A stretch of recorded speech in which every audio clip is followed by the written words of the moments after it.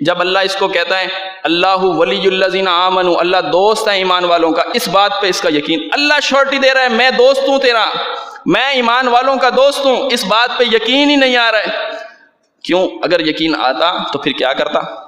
فرمایا لا تتخذوا آباءکم واخوانکم اولیاء ان استحبوا الکفر علی الایمان، تمہارے باپ داداؤں یا تمہارے بیٹے بیٹیاں بہن بھائی کوئی بھی ہوں تو اگر وہ کفر کو پسند کرتے ہیں ایمان کے مقابلے میں انہیں دلی دوست نہ بناؤ۔ اس کے پیچھے کیا تھا؟ اللہ ولی الذین آمنوا، اللہ دوست ہے ایمان والوں کا۔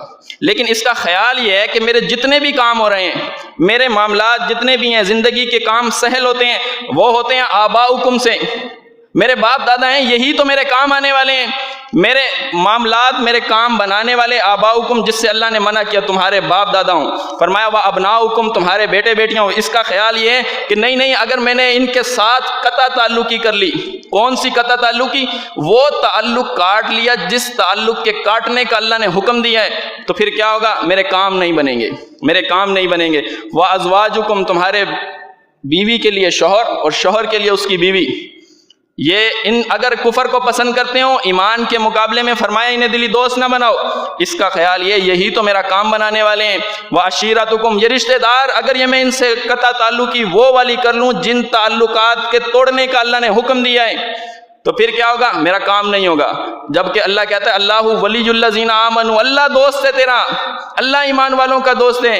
اور اس کا خیال یہ وہ اموال اقترفتموھا، وہ مال جو میں نے کمائے ہیں یہ میرا کام بنانے والے ہیں۔ پھر یہ اموال کی جانب فرمایا وتجارۃ تخشون کسادھا، اس تجارت کی جانب جو تجارت جس کے ماند پڑنے کا اس کو خطرہ ہے، ومساکن ترضونھا، اور وہ گھر جو اس کو اچھے لگتے ہیں، یہ اسباب کی جانب دوڑ رہا ہے۔ کام بنانے والے ماں باپ ہیں، کام بنانے والے بیٹے بیٹیاں ہیں، کام بنانے والے میرے بہن بھائی ہیں، کام بنانے والی میری بیوی ہیں، کام بنانے والے میرے رشتہ دار ہیں، کام بنانے والے میرے وہ مال ہیں جو میں نے کمائے ہیں، کام بنانے والی میری وہ تجارت ہے جس کا خطرہ ہے کہ یہ ماند نہ پڑ جائے، کام بنانے والا میرا گھر ہے، میرے رشتہ دار، ساری چیزیں یہ کام بنانے والی ہیں۔ اس کا یہ یقین ہی نہیں آ رہا ہے کہ اللہ کہہ رہے ہیں کہ ان کے ساتھ تم دلی دوستی نہ کرو، اس کے مقابلے میں میں تمہارا دوست ہوں۔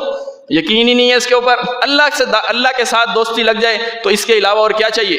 اللہ کے ساتھ دوستی، وہ اللہ جو اپنے وعدے میں اپنے دعوے میں سب سے زیادہ سچا ہے، کھرا ہے، اس کے ساتھ اگر دوستی لگ جائے تو اس کے علاوہ اور کیا چاہیے؟ لیکن یہ اس کی نظر جاتی ہے اسباب کی جانب۔ اللہ جو اپنے معاملات میں کسی کے ہاں جواب دے نہیں ہے، وہ کہہ رہا ہے میں دوست بن جاؤں گا، اس کی دوستی پہ یقین نہیں ہے۔